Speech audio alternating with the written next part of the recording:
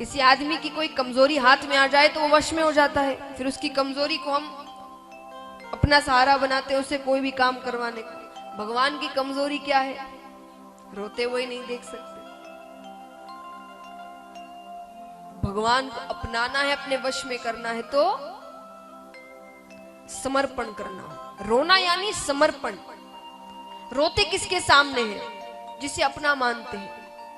दुनिया में किसी के सामने रो देते हैं हम ऐसे ही?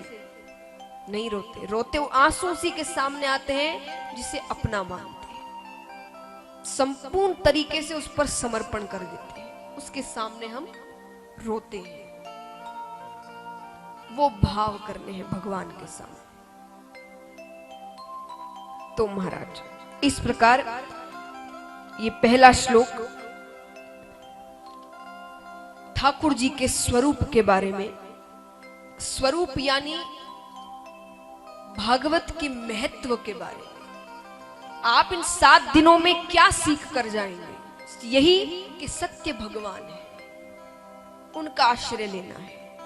ये जितनी कथाएं होंगी इन सब का सार यही है, भगवान का आश्रय लेना।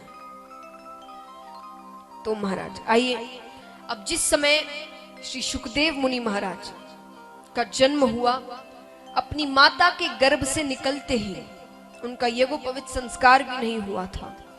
माता के गर्भ से निकलते ही वे वन की ओर चले जाते हैं।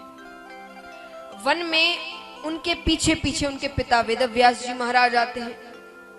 उन्होंने क्या देखा कि वन में जितने पेड़ हैं, उनकी शाखाएं हैं, पत्तियां हैं, उन सब में उन्होंने अपने पुत्र श्री सुखदेव मुनि महाराज के दर्शन किए। ऐसे श्री सुखदेव मुनि महाराज को हम शत शत नमन करते हैं। और आइए एक बार के लिए सभी अपने अपने गुरुओं को याद करते हैं। सुखदेव जी जैसे गुरु जिनको मिल जाए उनका कल्याण होना स्वाभाविक है। तो अपने अपने गुरुओं को याद करते हैं। गुरुर् ब्रह्मा गुरुर्विष्णु गुरुर्देवो महेश्वरा गुरुर्साक्षात् परम ब्रह्मा तस्मै श्री गुरुवे नमः। तस्मै श्री गुरुवे नमः। बोलिए सतगुरुदेव महाराज की। ऐसे अलग अलग शास्त्रों में सुखदेव जी के जन्म की कथा अलग अलग ढंग से बताई गई है।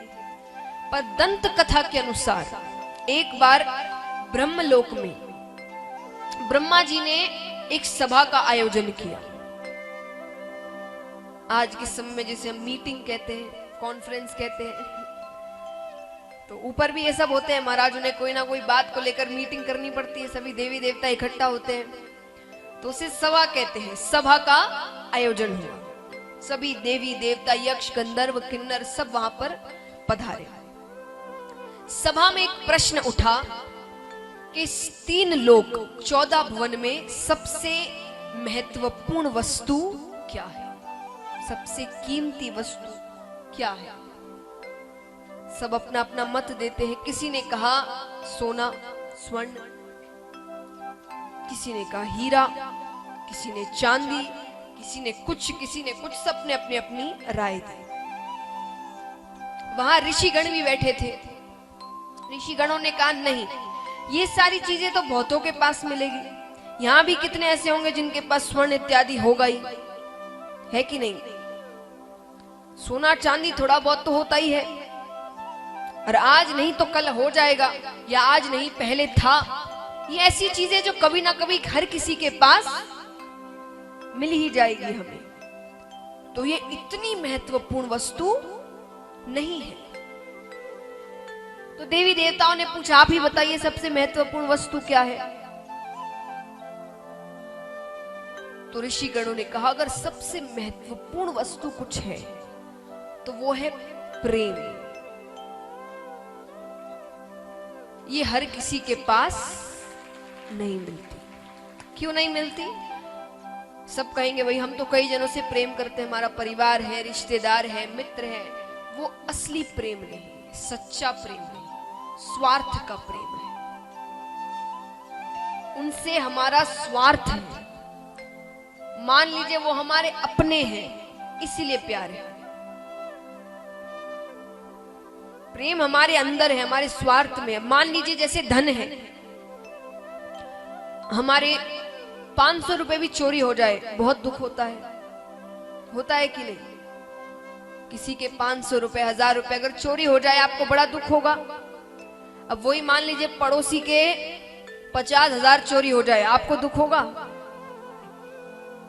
क्यों? प्रेम तो प्रेम होता है। अगर धन से प्रेम है तो उस धन से भी प्रेम होना चाहिए। स्वार्थ का प्रेम है, हमारा स्वार्थ है उसमें। तो सच्चा प्रेम जल्दी से किसी के पास नहीं मिलता, स्वार्थ का प्रेम होता है। तो देवी देवताओं ने पूछा तो ये वस्तु किसके पास मिलेगी? कोई एक ऐसा जिसके पास हो। तो कई जन बैठे थे। किसी ने कहा कि भाई हो ना हो ब्रह्मा जी और ब्रह्माणी के पास तो जरूर होगी, भाई वो रचना का कार्य करते, दुनिया उन्होंने बनाई है।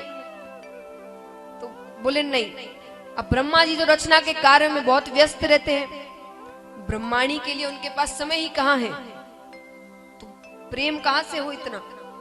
तो उनके पास भी वो प्रेम नहीं है। नारद जी भी बैठे हुए थे। नारद जी अब विष्णु भगवान के भक्त हैं। उन्होंने कहा कि मेरे प्रभु विष्णु भगवान और लक्ष्मी माता के पास तो जरूर है।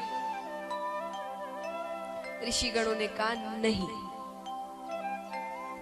वहां भी उतना प्रेम नहीं। क्यों नहीं? क्योंकि अगर प्रेम की पराकाष्ठा होती तो समय ना समय देखकर विष्णु भगवान भक्तों के पीछे नहीं जाते। मध्य रात्रि में गजेंद्र ने पुकारा, पैदल भाग गए, लक्ष्मी जी को छोड़कर चले गए। अरे प्रेम होता उनके साथ जाते, उन्हें लेकर जाते, पर नहीं, समय न समय देखकर भक्तों के पीछे दौड़ते हैं। वहां भी वो प्रेम नहीं है। तो सबने कहा आप ही बताइए किसके पास है? बोले अगर प्रेम की पराकाष्ठा कहीं है तो वो शंकर भगवान और पार्वती माता के पास है। पहली बात तो एक तो वो उनके आधे अंग पर विराजती है कि नहीं? और महादेव जी ज्यादा से ज्यादा समय पार्वती जी के साथ बिताते हो, कैलाश पर्वत छोड़कर जाते ही नहीं। कोई बहुत जरूरी काम कभी कुछ ना कुछ हो तो ही निकले, वरना वो तो कैलाश पर्वत से जाते ही नहीं। ज्यादा से ज्यादा समय वो पार्वती माता के पास बिताते। नारद जी को बात अच्छी नहीं लगी, वो विष्णु भगवान के बड़े भक्त हैं। उन्होंने कहा नहीं ऐसी बात नहीं है।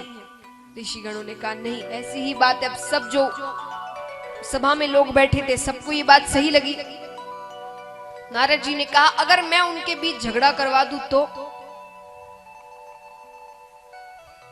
ऋषिगणों ने कहा तब की तब देखी जाएगी। ठीक है, सब चले जाते हैं। अब रोज नारद जी कैलाश पर्वत जाते, पर पार्वती माता और महादेव जी को साथ देखकर हाथ मलते मलते वापस आ जाते। ठीक है, एक दिन संयोग अच्छा था, महादेव जी कहीं गए हुए थे, पार्वती माता अकेली थी। नारद जी अंदर जाते हैं, जाकर प्रणाम करते हैं। आते ही नारद जी सबसे पहले क्या कहते हैं? नारद जी कहीं भी जाए सबसे पहले शब्द क्या कहते हैं? वो जोर से कहिए, नारायण नारायण। माता ने कहा आइए नारद जी, आज कैसे आना हुआ? अरे माता, बाबा से मुझे एक जरूरी काम था। कहाँ है वो? बोले वो तो बाहर गए हैं। अगर बहुत ज्यादा जरूरी काम है तो मुझे कह दीजिए, मैं बाबा से कह दूंगी। नारद जी ने कहा माता, थोड़ी व्यक्तिगत बात थी। व्यक्तिगत माने पर्सनल, थोड़ी पर्सनल बात थी। माता ने कहा आपके बाबा और मेरे बीच कोई पर्सनल बात नहीं रहती, वो सब मुझे बताते हैं। नारद जी ने कहा मैं नहीं मानता। पुरुष कोई ना कोई बात तो स्त्री से छुपाता ही है। घर जाके सबकी क्लास लगने वाली है।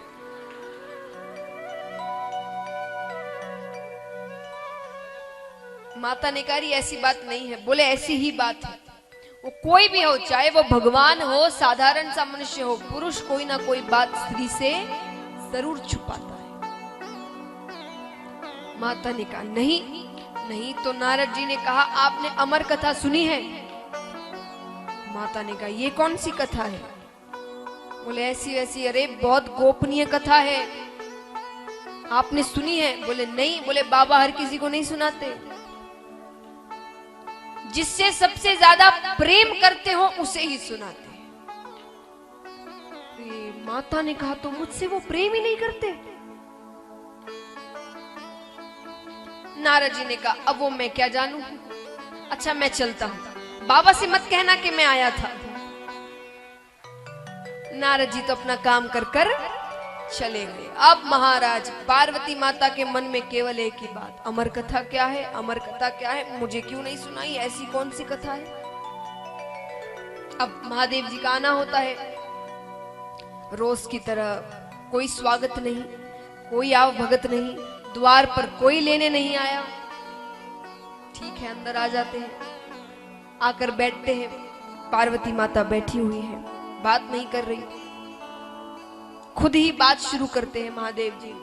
देवी गणेश कार्तिक कहाँ है? माता ने कहा गए होंगे कहीं। दिन भर अपने पास बैठा के रखूं क्या? महादेव जी ने कहा नहीं ऐसा तो नहीं कहा मैंने। ठीक है, फिर थोड़ा शांत हो जाते हैं।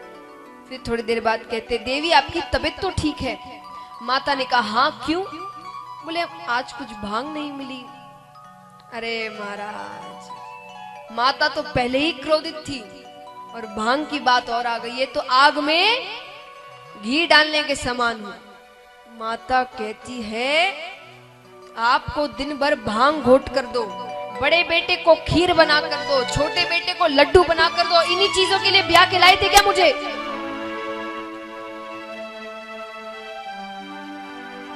तंग आकर माता बाबा से कहती है क्या? भोला भांग तिहारी ओ नित घोटत घोटत हारी, कि भोला भांग तिहारी ओ नित घोटत घोटत हारी, मेरे दोनों हाथ दुखाए ओ तेरी एक तिना की होए तो घोटू रोज न घोटी जाए। भोला भांग तिहारी।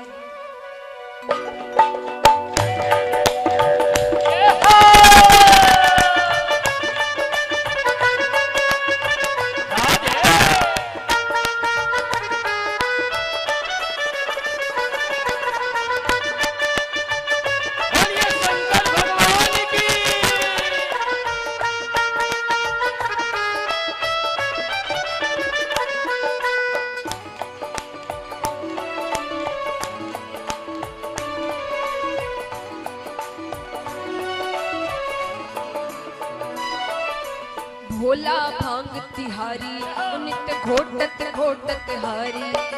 भोला भांग तिहारी नित घोटत घोटत हारी, ओ मेरे दोनों हाथ दुखाए तेरी एक तिना की होए तो घोटू रोज न घोटी जाए। भोला भांग तिहारी नित घोटत घोटत हारी। भोला भांग तिहारी नित घोटत घोटत हारी।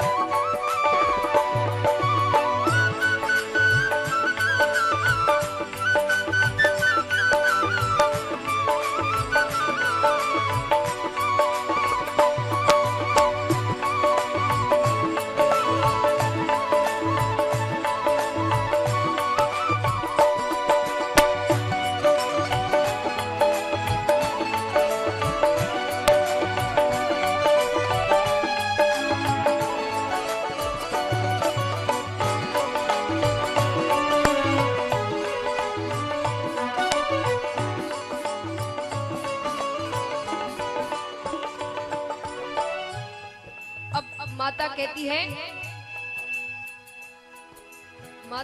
है कि मेरे पिताजी के घर में इतने नाजों से मुझे पाला गया, अरे एक काम करने नहीं देते थे मुझे।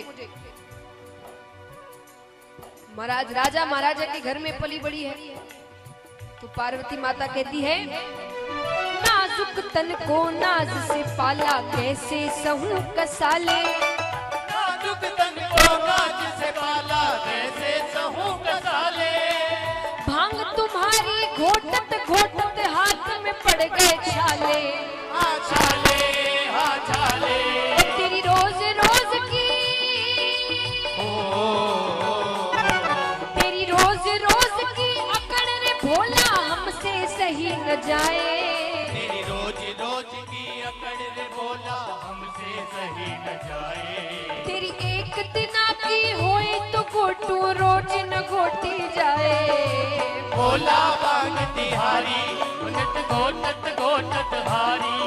अरे भोला बांग तिहारी, उनत घोटत घोटत हारी। तालियां होगा। राधे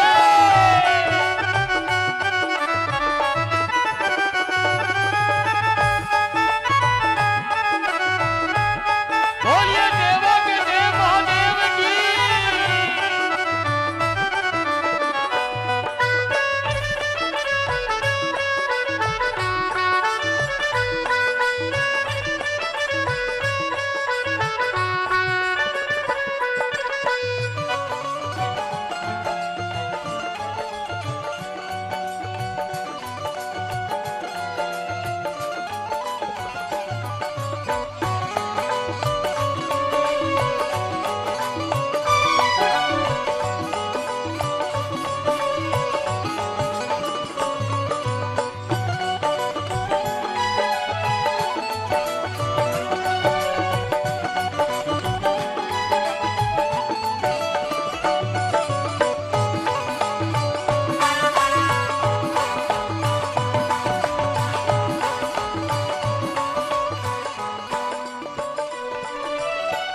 और माता कहती है कि हमने तो क्या क्या सोचा था, महादेव जी से विवाह हो रहा है। पिताजी ने सोचा कि मेरी बेटी तो राज करेगी, पर जिस दिन से विवाह हुआ है हमारे तो भाग्य ही फूट गए। माता कहती है क्या, 4 दिन से मैं ब्याह के आई, भाग्य हमारे फूटे। 4 दिन से मैं ब्याह के आई, भाग्य हमारे फूटे।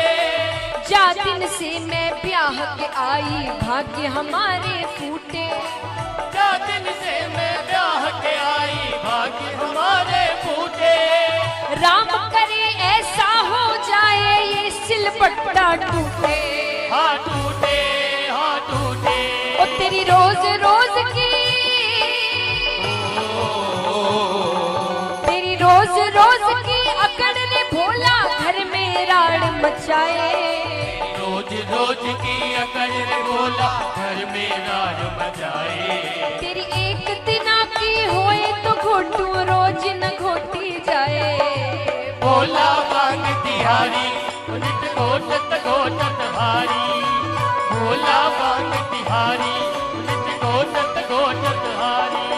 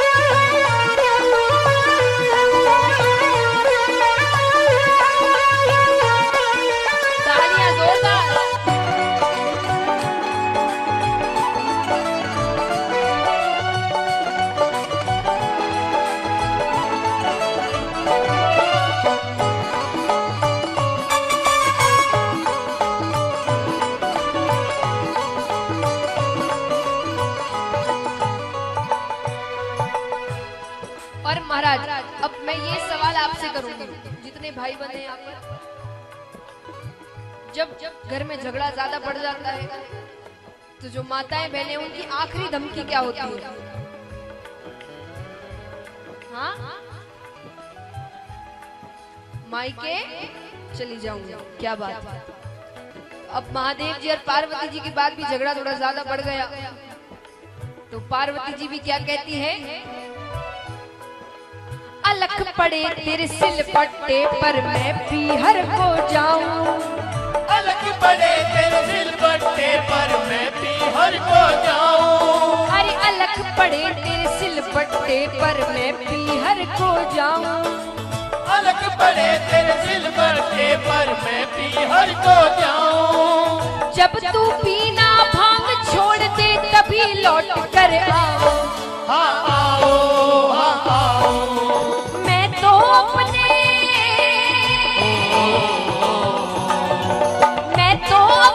चली मायके तभी समझ में आए। मैं तो अपने चली मायके तभी समझ में आए। तेरी एक दिना की होए तो घोटू रोज न घोटी जाए। भोला बांग तिहारी निज घोटत घोटत हारी। भोला बांग तिहारी निज घोटत घोटत हारी। अब भोले बाबा क्या जवाब देते हैं माता को? सुन गणपत की महतारी नित घोटो भांग हमारी। सुन गणपत की महतारी नित घोटो भांग हमारी। बिन भांग रहा न जाए पौरा तुझको छोड़ दूं लेकिन भांग न छोड़ी जाए। भोला बांग तिहारी निज घोटत घोटत हारी। भोला बांग तिहारी निज घोटत घोटत हारी।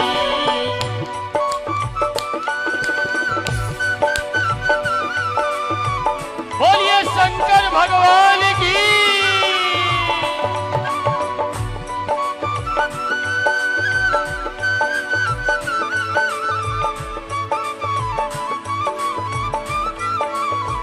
राधे जय हो।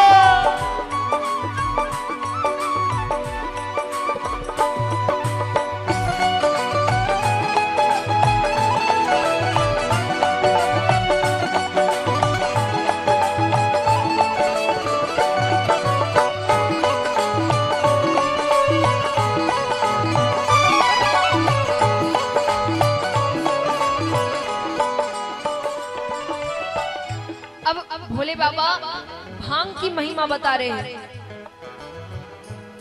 देखिए महाराज, एक तो पहली बात जो भांग पी रहे हैं वो साधारण नहीं, और अगर वो साधारण नहीं है तो जो वो भांग पीते हैं वो भी साधारण नहीं। भोले बाबा क्या कहते हैं? भंग नहीं भगवती ये है शिव भट में बसने वाली। भंग नहीं भगवती है ये शिव घट में बसने वाली। दुष्ट दलन का वध करने को बनी है ये महाकाली। माँ काली, माँ काली। इसको पीकर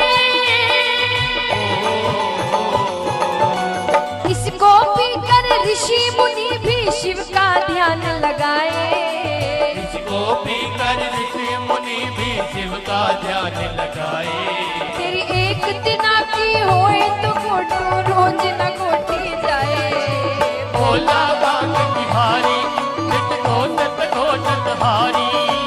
भोला बांग तिहारी नित घोटत घोटत हारी।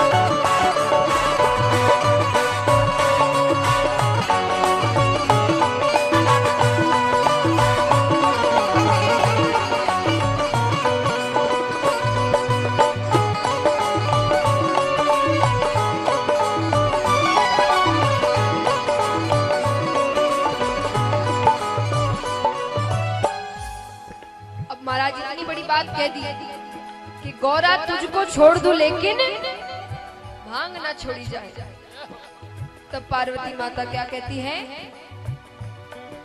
शिव शंकर से कहे गवर जा सुन लो अर्ज हमारी। शिव शंकर से कहे गवर जा सुन लो अर्ज हमारी। भर भर प्याला पीवो सदा शिव तुम जीते मैं हारी। हाँ हारी, हाँ हारी। शिव शंकर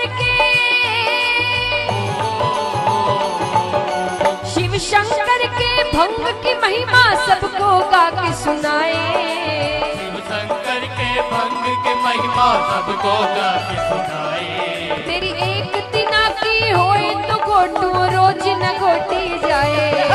भोला भांग तिहारी नित घोटत घोटत हारी। भोला भांग तिहारी नित घोटत घोटत हारी। मेरे दोनों हाथ दुखाए तेरी एक दिना की होए तो घोटू रोज न घोटी जाए। भोला भांग तिहारी नित घोटत घोटत हारी। सुन गणपत की महतारी नित घोटो भांग हमारी। गणपत की महतारी नित घोटो भांग हमारी। भोला भांग तिहारी नित घोटत घोटत हारी। भोला भांग तिहारी नित घोटत घोटत हारी। बोली कृष्ण कन्हैया लाल की। तो महाराज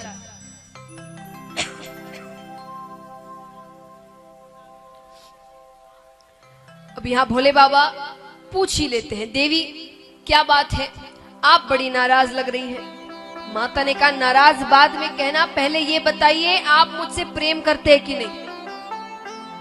महादेव जी ने कहा ये कोई पूछने की बात है, अरे बहुत प्रेम करते हैं, सबसे ज्यादा प्रेम आपसे करते हैं। तो माता ने कहा फिर ये अमर कथा क्या है। अब महाराज महादेव जी कहते हैं ये अमर कथा के बारे में कैसे पता चल गया। नेत्र बंद करते हैं, नेत्र बंद करते हैं, सब दृश्य सामने आ जाता है। नारद जी का आना हुआ, नारद जी का कहना है, महादेव जी कहते हैं ये ब्राह्मण देवता आते और अपना कोई ना कोई काम करके जाते। महादेव जी पूछते देवी आज नारद जी आए थे। माता ने कहा ये मेरे प्रश्न का उत्तर नहीं है, आप बताइए ये अमर कथा क्या है और अभी तक मुझे क्यों नहीं सुनाई। महादेव जी ने कहा देखिए देवी ये बहुत ही गोपनीय कथा है, हर किसी को नहीं सुना सकते, और मैं आपको सुना देता जरूर सुनाता, लेकिन आप महिलाओं में एक बड़ी बुरी आदत होती है। देखिए मैं नहीं कह रही, महादेव जी कह रहे हैं, अब मुझे मत कहना बाद में, ये महादेव जी कह रहे हैं कि आप महिलाओं में एक बहुत बुरी आदत होती है। माता ने कहा कौन सी आदत। बोले आप कोई बात पेट में नहीं रख सकते। जहां चार महिलाएं मिली नहीं कि सारी बातें बाहर, और ये इतनी गोपनीय कथा है ये हर किसी को नहीं सुना सकते। माता ने कहा मैं वादा करती हूं मैं किसी को नहीं बताऊंगी, आप मुझे ये कथा सुनाइए। महादेव जी ने कहा ठीक है सुनाते हैं। अब कैलाश पर्वत की ऊंची शिला पर जाते हैं, कल्पतरु वृक्ष के नीचे बैठ जाते हैं। महादेव जी कथा आरंभ करने वाले हैं, पर आरंभ करने से पहले महादेव जी पहली ताली बजाते हैं। मैंने कहा पहली ताली, आपने तो तालियों की बौछार लगा दी। एक ताली उन्होंने पहली ताली बजाई।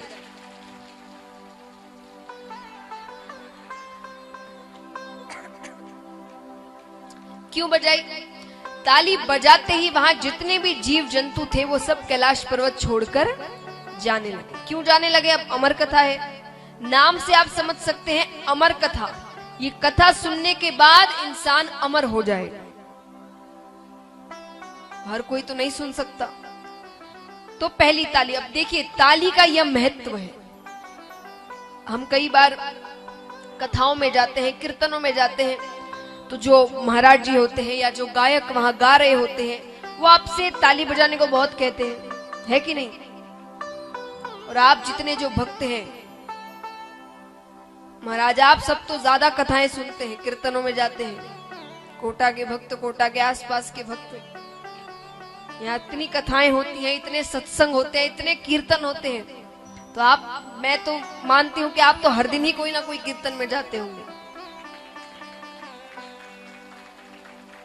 तो आपको वो जो गायक होते हैं, महाराज जी होते हैं, वो ताली बजाने को कहते हैं। कई बार कुछ जन तो बजाते हैं तालियां, कई झुंझला जाते हैं कि भाई बार बार क्या ताली बजाना, सुन रहे हैं ना भजन। तो ताली क्यों बजाने को कहा जाता है? जैसे यहां पर जितने जीव जंतु थे वो कैलाश पर्वत छोड़कर चले गए। अब जब हम कीर्तन में, कथा में जाते हैं, जब ध्यान से सुनते हैं, तो जीव और ब्रह्म यानी आपका और भगवान का मिलन होता है कि नहीं? ये 3-4 घंटे आप कैसे अपने घर के कार्य, बच्चों के कार्य, पति के कार्य सब छोड़कर सब यहां शांति से बैठे हो कि नहीं? तो इसका मतलब ही आपका भगवान से 3-4 घंटे मिलन होता है। सिर्फ कथा ही नहीं, कीर्तनों में भी आप जाते हैं, वो जब आप भजनों में मग्न होते हैं तो उस समय भी आपका भगवान से मिलन होता है। लेकिन जब मिलन होने वाला होता है ना, तब ये जो मोह माया रूपी जीव जंतु है वो बीच में आ धमकते हैं। जैसे कई बार तो हमारे आसपास ही ऐसे जीव जंतु बैठते हैं जो खुद तो कथा सुनते नहीं, दूसरों को भी सुनने नहीं देते। हर थोड़ी देर में पानी लेंगे आप, सुपारी लेंगे आप, सौंफ लेंगे आप, साड़ी बड़ी अच्छी पहनी है, आप कहाँ रहते हो, कौन सी बस से आए, कल आएंगे आप, अरे कथा तो सुनने दो।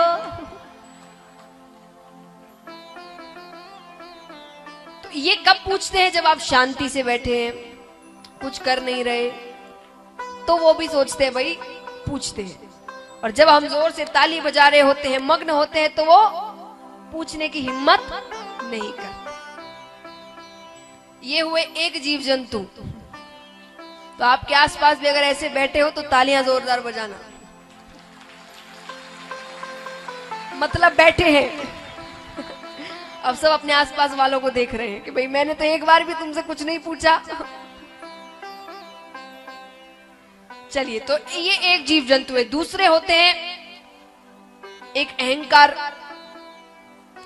महाराज बड़े बड़े धनपति होते हैं, जो बहुत बड़े पद पे होते हैं, अफसर होते हैं, अपने घर में अपने बच्चे, पोते, पोती के सामने उन्हें हंसाने के लिए ताली बजाते हुए उन्हें शर्म नहीं आती, लेकिन कथा या कीर्तन में आकर ताली बजाने में उन्हें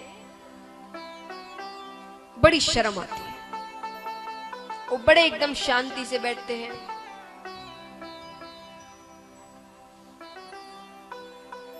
ये अहंकार रूपी जीव जंतु। तो जब ये अहंकार होता है ना, तब भगवान से मिलन नहीं होता। फिर एक अहंकार आ जाए, एक जीव जंतु आती है नींद। थोड़ा भी ध्यान इधर उधर हुआ कि नींद आने लगती है। ताली बजाते रहेंगे, शरीर में जोश रहता है तो नींद नहीं आती। तो ये सारे मोह माया रूपी जीव जंतु है। तो ताली बजाने से ये भी हमें छोड़कर चले जाते हैं। पहली ताली बजाई, जीव जंतु चले गए। दूसरी ताली बजाई तो महादेव जी का त्रिशूल वो 3 बार परिक्रमा कर आ गया कि कोई छिपकर तो नहीं बैठा। तीसरी ताली बजाई तो मंद मंद सुगंधित हवाएं बहने लगी, भक्ति का वातावरण हो गया। अब कथा आरंभ कर रहे हैं, पर महादेव जी कहते हैं, जैसे मैंने कहा कि जो तीसरा जीव जंतु होता है, महादेव जी ने कहा, देवी इस कथा में निद्रा रानी भक्त की परीक्षा लेने के लिए आती है। निद्रा रानी यानी नींद, परीक्षा लेने के लिए। कैसी परीक्षा? कि अगर थोड़ा भी ध्यान इधर उधर हुआ, जब तक आप ध्यान से कथा सुन रहे हैं तब तो आपको बड़ा आनंद आएगा, सब समझ में आएगा, सारी बातें समझ में आएगी। जहां ध्यान इधर उधर हुआ के निद्रा रानी अपनी गोद में ले लेती, तो आप ध्यान से सुनना। साथ ही साथ आप मुझे बीच बीच में स्वामी स्वामी कहते रहना, मुझे पता रहेगा कि आप जग रही हैं। माता ने कहा ठीक है। कथा आरंभ होती है। अब यहाँ कथा आरंभ हुई, वहां पर पेड़ के ऊपर एक सूवे का अंडा पड़ा हुआ था। सुबह तो चला गया, ताली बजने से जीव जंतु भाग गए। वो अंडा रखा हुआ था, उसी समय वो अंडा फूट गया। उसमें से एक शूक बालक ने जन्म लिया। अब वो भी बैठा बैठा कथा सुन रहा है। यहाँ कथा करते करते करते करते करते महादेव जी भक्ति में लीन हो जाते हैं, नेत्र बंद कर लेते हैं। यहाँ महादेव जी के नेत्र बंद होते हैं भक्ति में, वहां पार्वती जी के नेत्र बंद होते हैं नींद में। अब थोड़ी देर तक तो पार्वती जी स्वामी कर रही थी। अब तोते की, सुवा यानी तोता, तोते की एक खासियत होती है, वो कोई शब्द अगर बार बार सुन ले तो उसे दोहराने लगता है। तो माता को उसने बार बार स्वामी कहते हुए सुना। यहाँ माता तो नींद में चली गई, वो शुक बालक कहने लगा स्वामी स्वामी स्वामी। अब ये देखिए, ये भक्ति की चरम सीमा है। महादेव जी को उस शुक बालक की आवाज पार्वती माता की आवाज लग रही है, वो भक्ति में लीन है। पर कोई प्रसंगवश नेत्र खोलते हैं और पूछते हैं, देवी आपने क्या समझा? देवी तो नींद में। महादेव जी ने उठाते हैं, कहते हैं कर दी ना गड़बड़। माता ने कहा मुझे क्षमा कर दीजिए। अच्छा आप फिर से सुनाइए, अब मैं नहीं सोऊंगी। महादेव जी ने कहा सुना तो दूं, पर अगर आप सो रही थी तो इतनी देर से स्वामी कौन कह रहा था? इधर उधर देखते हैं, नजर ऊपर पड़ती है तो छोटा सा शुक बालक बैठा हुआ है। अब तो महादेव जी क्रोध में त्रिशूल लेकर आगे आगे, शुक बालक पीछे पीछे महादेव जी, उसे मारने के लिए 3 लोग 14 भुवन घूम लेता है, कोई सहायता नहीं करता। महादेव जी से कौन बैर लेवे? अब जब दैत्यों से संकट हो तो देवताओं के पास जाते हैं, पर देवताओं से ही संकट हो तो किसके पास जाए? तो ब्राह्मण देवता के पास जाते हैं। शुक बालक पृथ्वी पर आता है और वेदव्यास जी के घर में, वेदव्यास जी के धर्म पत्नी के मुख से उनके गर्भ में प्रवेश कर जाता है। महादेव जी क्रोध में आते हैं वेदव्यास जी के पास। वेदव्यास जी ने कहा प्रभु, एक तो पहली बार मुझे दर्शन दिया, वो भी इतने क्रोध में। महादेव जी ने कहा आपके घर में मेरे यहां से एक चोर चोरी कर आया है। चोरी कर आया है? अरे आप तो बिना बोले ही सबको सब कुछ दे देते हो, आपके यहां कोई क्या चोरी करेगा? और आप जहां रहते हो वहां चोरी करने के लिए है क्या? भांग धतूरा? अरे तो खाने की वस्तु चुराई हो तो उसके लिए इतना क्रोध?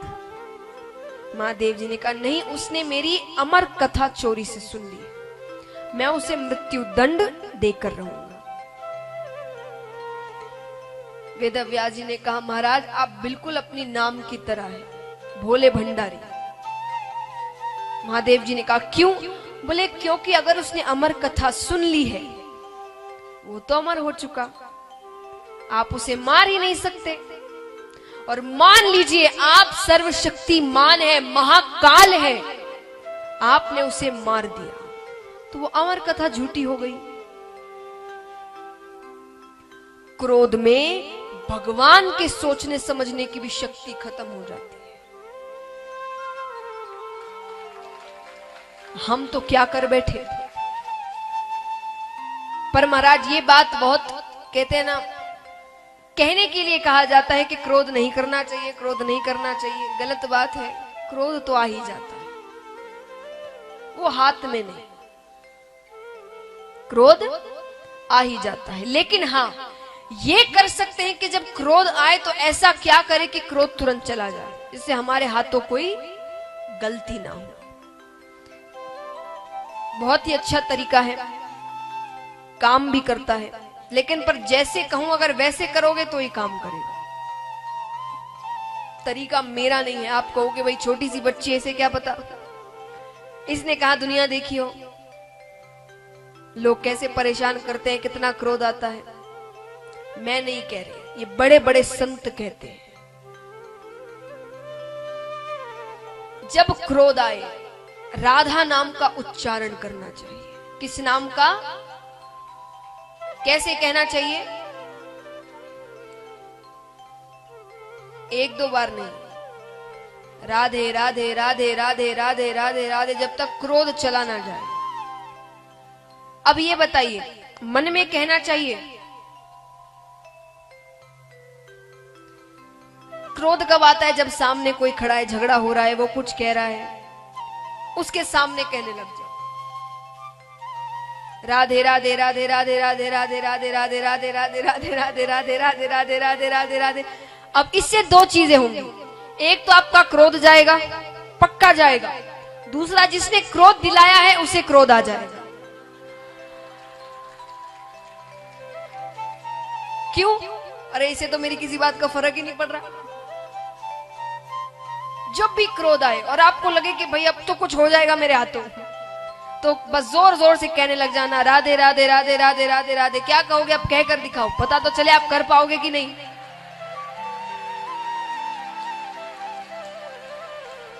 क्या बात है भाई। ऐसा तो नहीं है कि मैं कथा अच्छी नहीं करी था, वो क्रोध आ रहा है इसलिए आपने इतने अच्छे से राधे राधे कहा। तो महाराज करके देखिए एक बार, अगर आपको असरदार लगे तो दूसरी बार करना। तो राधा नाम का उच्चारण करना चाहिए। महादेव जी ने कहा ठीक है, मैं भूल गया ये बात, मार नहीं सकता पर बंदी तो बना सकता हूं। वो जन्म लेगा, मैं उसे बंदी बना लूंगा। वेदव्यास जी ने कहा अहो भाग्य उसके। अरे वर्षों तपस्या करने के बाद किसी किसी को आपकी एक झलक प्राप्त होती है। इसके ऐसे भाग्य है कि जन्म लेते ही आपकी छत्र छाया में रहेगा। अब ये कोई साधारण बालक तो नहीं है, ये मुझे विश्वास हो गया है। अच्छी बात है, मैं 1 वर्ष की समाधि लेकर यहीं बैठता हूं। समाधि के बाद मैं उस बालक को लेकर चला जाऊंगा। 9 महीने में बालक हो जाते हैं, उन्होंने फिर भी 1 वर्ष दिया। अब गर्भ के अंदर वो शुक बालक सारी बातें सुन रहा था। उसने कहा समाधि ली भी तो इतनी कंजूसी से। अरे 1 वर्ष की समाधि, 16 वर्ष की समाधि तो मैं लेकर बैठता हूं, और गर्भ के अंदर उस शुक बालक ने 16 वर्षों की समाधि।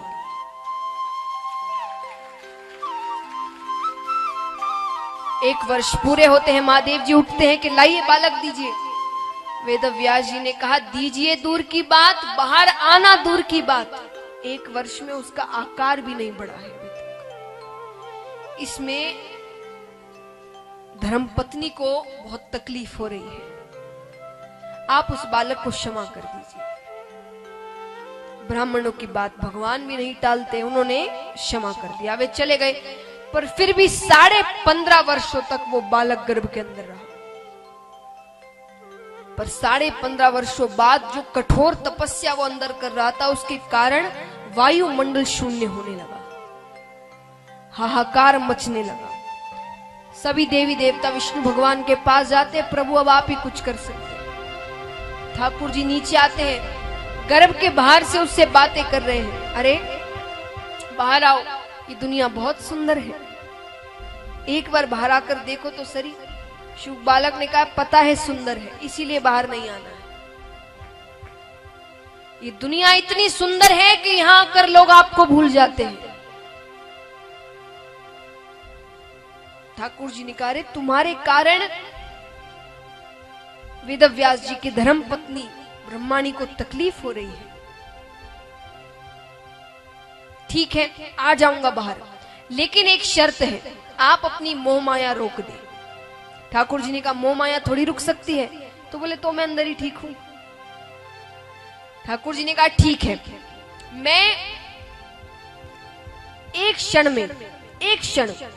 में जितना समय होता है उसका जो 100वां हिस्सा होगा, उतने समय के लिए मैं अपनी मोह माया रोक दूंगा। उसने कहा ठीक है, इच्छुक बालक ने, पर मैं जब कहूं तभी रोकिएगा। अब गर्भ के अंदर उसने तैयारी कर ली बाहर निकलने की। यहां पर वो ठाकुर जी से कहता है कि मोह माया रोके, और मोह माया रोकते ही गर्भ से साक्षात श्री सुखदेव मुनि महाराज प्रकट होते हैं। बोलिए सुखदेव मुनि महाराज की। इस प्रकार महाराज श्री सुखदेव जी महाराज का जन्म होता है। ये उनके अवतार की कथा है। अब हम चलते हैं नेमिषारण्य वन में, जहां 88,000 ऋषिगण बैठे हैं। उनमें सबसे बड़े ऋषि है शौनक ऋषि, इसलिए उन्हें शौनकादि ऋषियों के नाम से हम कहेंगे। उन्हें कथा सुना रहे हैं सूत जी महाराज। कौन सुना रहे हैं? अच्छा, एक बात और, मैंने आपको पहले